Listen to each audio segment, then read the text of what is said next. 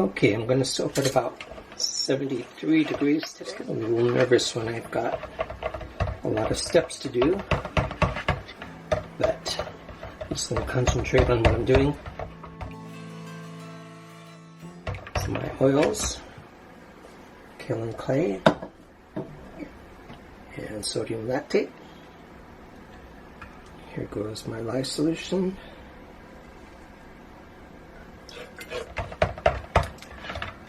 I'm just soaping with lavender essential oil today, so I don't think I have any more on the website. And I like that because it doesn't trace for me very quickly.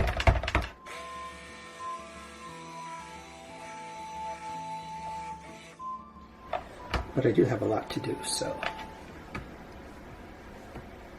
I gotta keep moving. The other part of my soap is the piping, so I don't mind if that is setting up a little more quickly.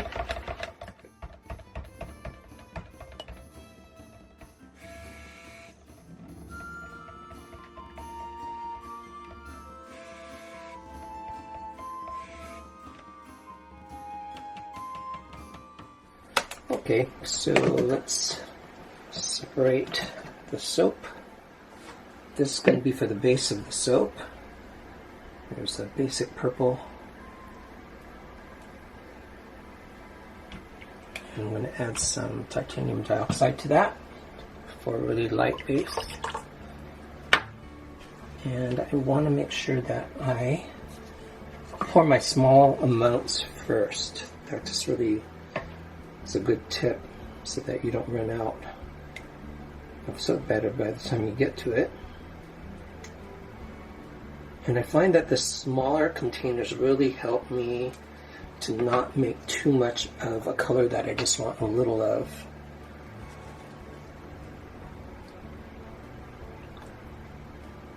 And this medium-sized cup means I want a little bit more for this, for the piping.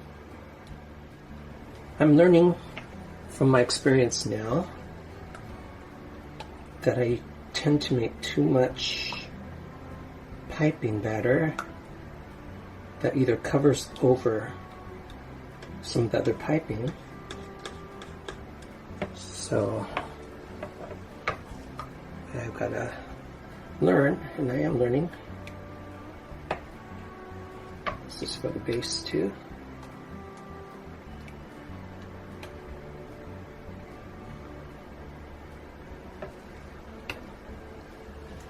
Then I want some, I think I can pour the rest without making a big mess.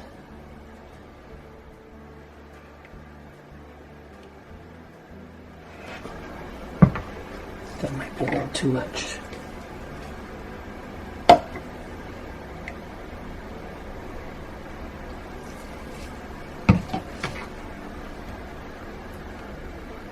That's for my base.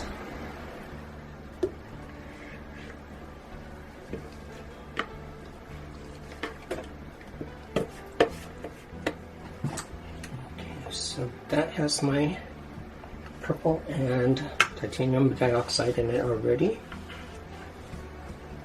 This one still needs some. This one still needs some. And what else? This one, I want a lighter purple.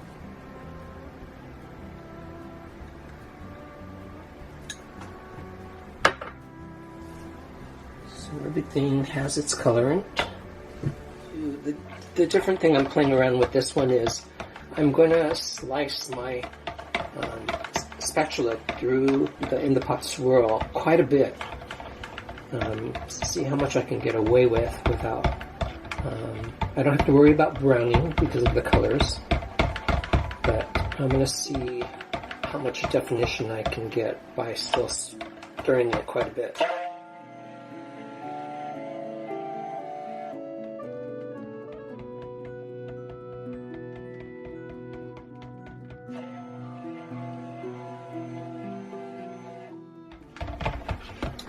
Okay, looks good. Get the blender out of there. Nice, probably medium trace going on there. And I am going to scrape this off because I've got more white coming along. I don't want that in there. Okay, let's stir this a little bit. That's just the light purple that I wanted.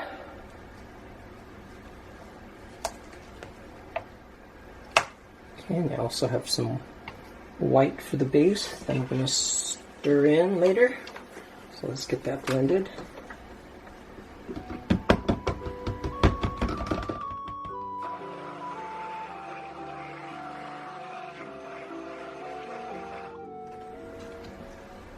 And I have a dark purple for the base of the soap as well, for some definition. That's beautiful.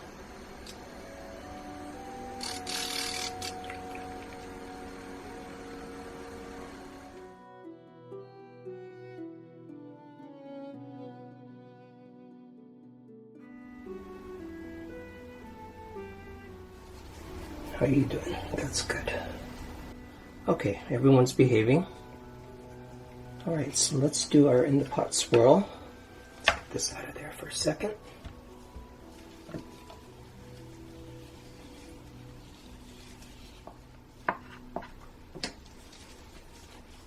And I'm going to do what I did for the last soap and go back to this classic, like, areas of the clock kind of pour.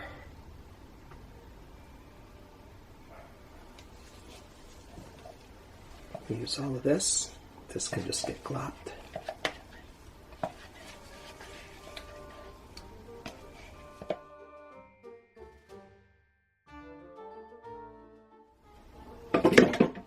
Wow, it smells like lavender in here. It smells great. Okay, and here's the darker purple. Oh, it still goes into the soap. That's good. Do that in 3 areas. Pop the rest of this on top.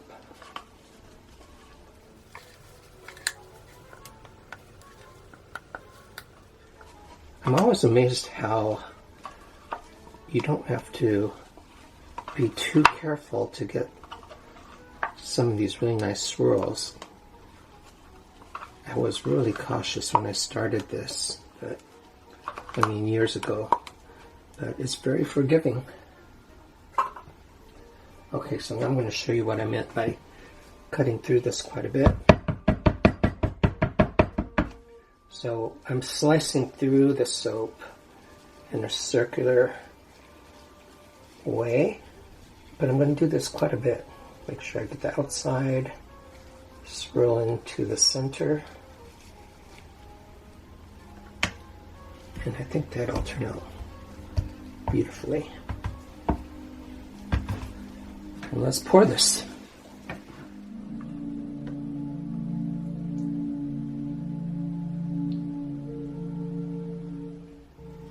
I think that's going to look nice.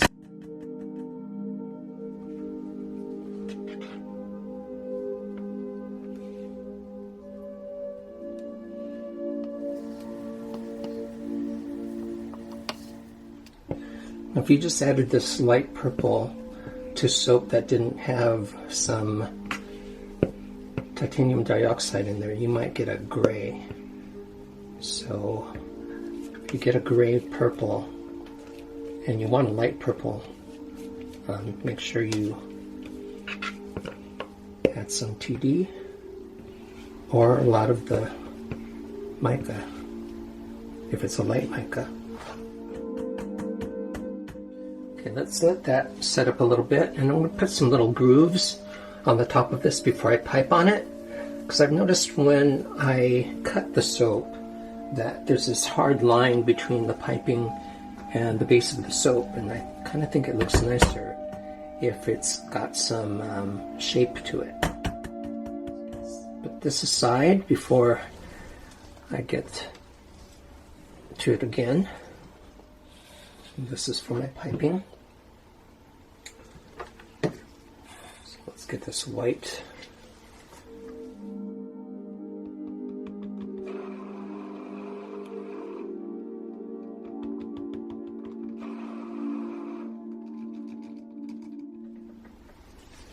And let's use the frother for the rest of this.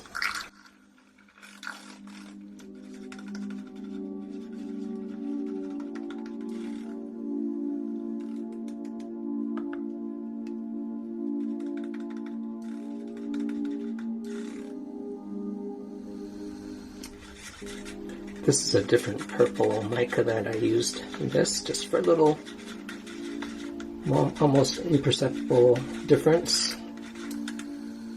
Those little things that sometimes catch the eye, but it's very similar.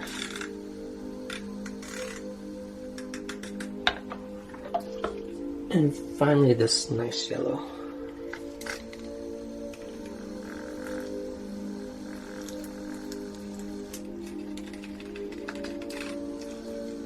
If you watch some of my older videos where I talk about color,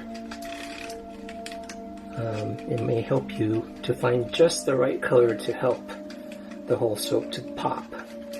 And in this case, you know that yellow and purple are opposites, something we call complementary colors.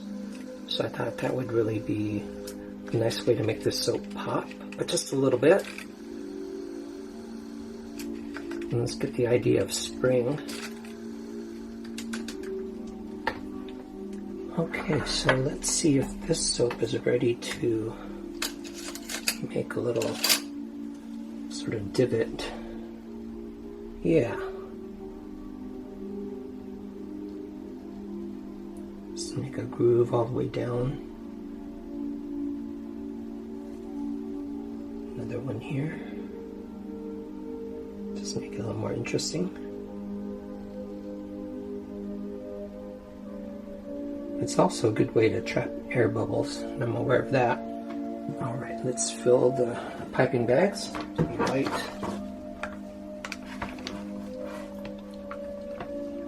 It's looking like it's getting thick. Perfect.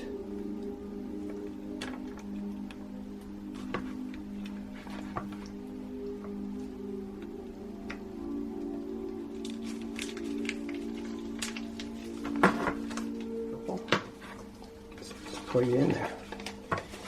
And wet. Made a little too much of that, so let's just get that up there.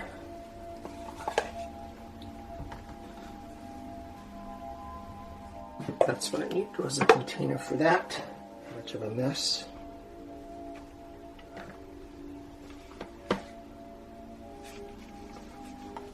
Famous last words.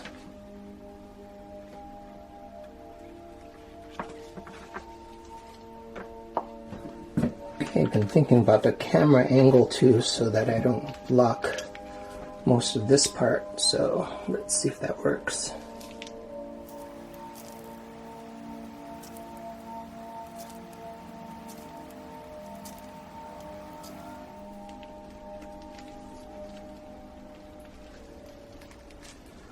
Okay, so there's that. Cut them out. So if the white is a little bit hidden,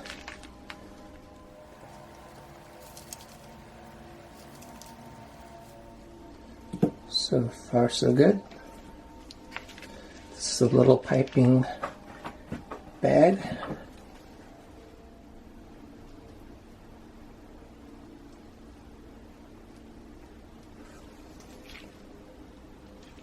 I'm going to wait on that one. That one is still not as set up. And then I'll bring you back. Okay, ready or not, I'm going to pipe this darker purple.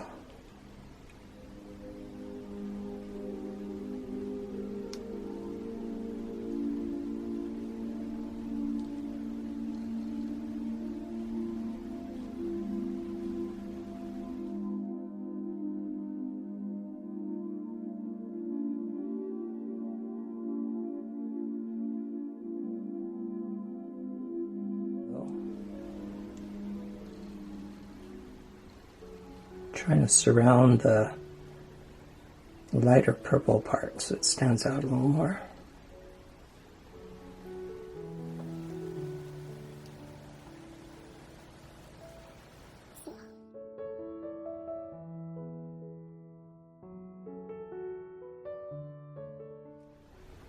There's a flower called Status. I'll try to find a picture of one for you that this reminds me of.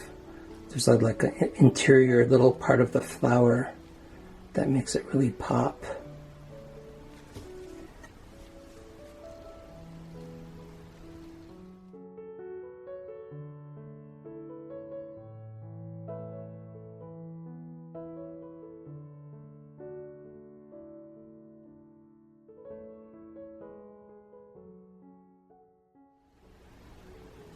Looks pretty good. And then I have some flattened, cured, cold process soap that I use like a scalloped cookie cutter to make these little leaf shapes. So sticking them in little places. I wanted green, but I thought I was going to just have too much difficulty doing all the piping. This is not my mold that I put markings on, so I'm gonna do that now. Things with about cured soap is a little harder, so I want to make sure I don't have to cut through it.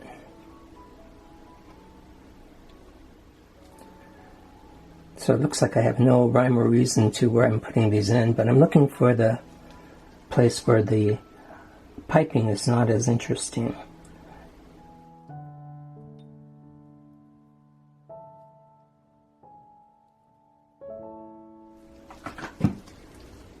Okay. Alright, so I've got some leftover soap, but this is why I make a extra big batch for the pipe soap, because I know I'm going to have some leftover to put in some other smaller molds.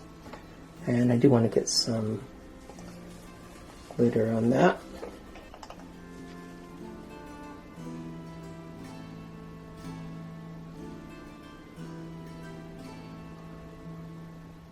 Right down the middle.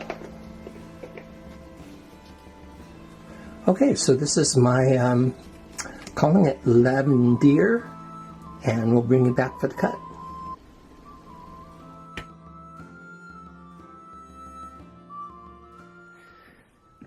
I'm really happy when you get quite a design on the end piece without even cutting into it. Doesn't always happen, but when it does, I take a look at it for a while just to take it in. Part of the soap making process. Enjoying every minute of it, except cleaning the dishes. So let's cut this off. There's the two different purples and the white. It's like we're coming out of winter. You can see how much the yellow pops. Okay, let's cut the bars now.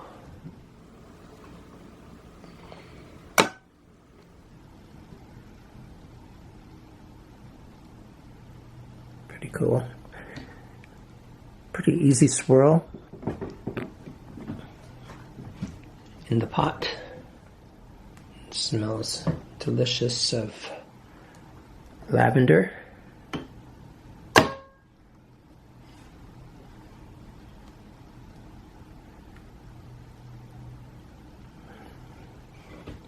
So as light as the purple is, the light purple, it's not gray. That's because it had the titanium dioxide in it.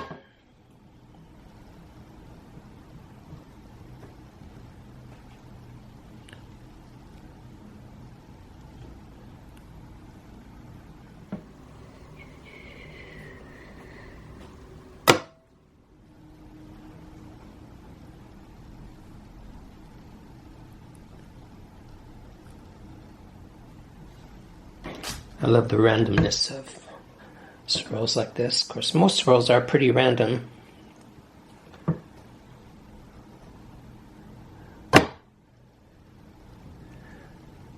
But I think that one of the things that really got me hooked on soap making was the anticipation of the cut and never knowing what you were going to get exactly. And just being appreciative of what you get, because there's no going back after you make the cuts. That little bit of that dark purple. You remember what I was saying about I let the containers that I make the colors in help me with the amounts. And so that just that little bit of the dark purple was in a small cup, and takes some of the thinking process out of when you're making the soap. It's all in the planning stage. So I find that helps me, because there's other things I have to pay attention to when I'm making the soap, like what is the trace like? Certain things you can do when the trace is very light, and certain things you can do when it's a heavier trace.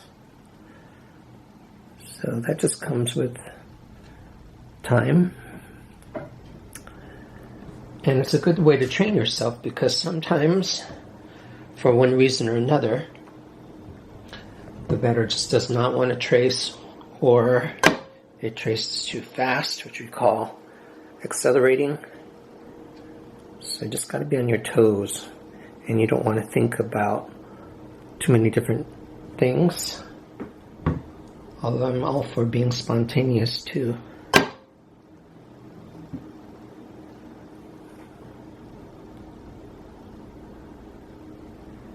I like that piece. So thanks for watching. I've got some other soaps already going for future videos. And thanks for subscribing, that thumbs up, and for the beautiful comments. And also following me on Instagram. So let me end right here. Thank you for all that, and we'll see you on the next video. Okay, bye everyone.